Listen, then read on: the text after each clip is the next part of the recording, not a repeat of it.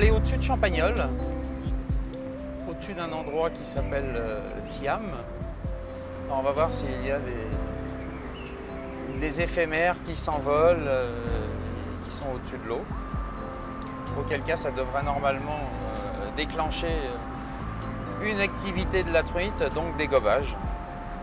Et dans ce cas, on pêchera les gobages. Une truite, quand elle est installée sur un poste, qu'elle est prise, qu'elle est remise à l'eau, ça éduque le poisson. C'est-à-dire que le poisson sera de plus en plus difficile à prendre à force de se faire piquer. Ce qui n'est pas forcément une mauvaise chose parce que ça renforce le sentiment de compétence du pêcheur.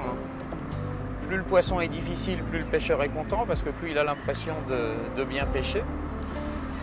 C'est souvent qu'une impression parce qu'on s'aperçoit que où l'on croit avoir compris ce qui se passe sous l'eau, que ça peut marcher avec 1 ou 2 poissons, même 3 ou 4, il est toujours impossible de généraliser parce qu'on s'aperçoit que les poissons ont des comportements dans les grandes lignes, mais qu'il y en aura toujours un pour vous prendre pour un imbécile. Il y en a une qui se promène dans tout ce coin-là.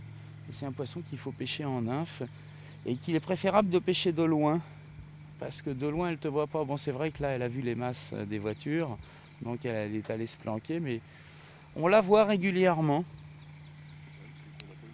Donc on verra si on repasse par ici, on se garera de l'autre côté tranquillement. Généralement je fouette depuis la route. Je m'avance surtout pas et puis j'attends qu'elle soit loin et qu'elle ne me regarde pas. Ça, c'est très important. J'évite de regarder le poisson dans les yeux.